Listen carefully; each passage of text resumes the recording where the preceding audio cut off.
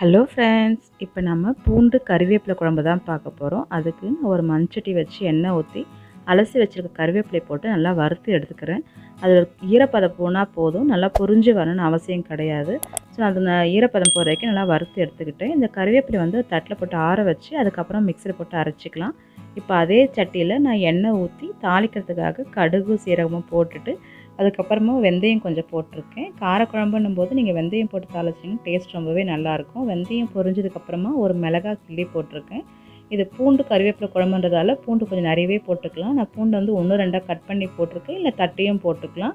இந்த பூண்டு நல்லா பொரிஞ்சதுக்கப்புறமா வெங்காயம் போட்டு சின்ன சின்னதாக கட் பண்ணி போட்டு வதக்குங்க. இது நல்லா சீக்கிரம் வதங்கிறதுக்காக நான் வந்து கொஞ்சமாக உப்பு ஆட் பண்ணி இதை வதக்கிக்கிறேன். உப்பு ஆட் பண்ணும்போது டக்குன்னு வதங்கிடும். அப்படி இல்லைன்னா மூடி வச்சு கூட வதக்கிக்கலாம். இப்போ இந்த வெங்காயம் வதக்கிற கேப்பில் வந்து நம்ம ஆற வச்சுக்கிறீங்க கருவேப்பிலை, அந்த கருவேப்பிலையும் மிக்ஸி ஜாரில் போட்டு நான் அரைச்சிக்கிட்டேன். கொஞ்சமாக தண்ணி ஊற்றி அரைச்சிக்கலாம். அரைச்ச கருவேப்பிலை பேஸ்ட்டையும் இதை போட்டு சிம்மில் வச்சு வதக்குங்க, இல்லைன்னா அது கலர் சேஞ்ச் ஆகிடும். அதுக்கப்புறம் வதக்கிட்டு நான் அதே மிக்ஸி ஜாரில் தக்காளி வந்து இதில் கட் பண்ணி போடாமல் தக்காளி அரைச்சி போட்டிருக்கேன். ஸோ மிக்ஸி ஜாரில் ஒரு 2 தக்காளி போட்டு அரைச்சி நம்ம அந்த கருவேப்பிலை வெங்காயம் வதக்குறோம் இல்லைங்களா, அதில் ஆட் பண்ணிக்கலாம். இது நான் இப்போ வந்து தக்காளி ஆட் பண்ணிவிட்டு இது கொஞ்சமாக தண்ணி ஊற்றி அலசி நான் ஊற்றிக்கிட்டேன். அது நல்லா வதக்கிட்டே இருங்க. அதுக்கப்புறம் பார்த்திங்கன்னா மசாலா தூள் சொல்லும்போது கொஞ்சமாக மஞ்சத்தூள், அதுக்கப்புறம் தனி மிளகாத்தூள், அதுக்கப்புறம் குழம்பு மிளகாத்தூள் இதெல்லாம் போட்டு நல்லா வதக்கிடுங்க. இந்த மசாலா வாசனை, மிளகாத்தூள் பச்சை வாசனை போகிற வரைக்கும் நீங்கள் நல்லா வதக்குங்க. வதக்கிட்டு அதுக்கப்புறம் பார்த்திங்கன்னா புளி தண்ணி வந்து கரைச்சி வச்சுருக்கேன், நான் அதையும் ஆட் பண்ணிக்கிறேன்.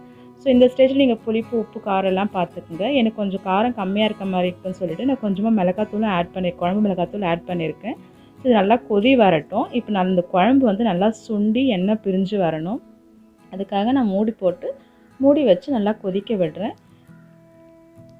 இப்போ குழம்பும் நல்லா வந்து கொதி வருது.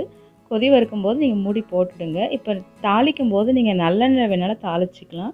நான் தாளிக்கும் போது கடலெண்ணெய் தாளிச்சிருக்கேன். இறக்கும் போது தான் நல்லெண்ணெய் ஊற்றுவேன். எப்போவுமே காரக்குழம்பு வைக்கும்போது நீங்கள் இறக்கிறதுக்கு முன்னாடி கொஞ்சமாக நல்லெண்ணெய் ஊற்றி பாருங்கள், டேஸ்ட் ரொம்பவே நல்லாயிருக்கும்.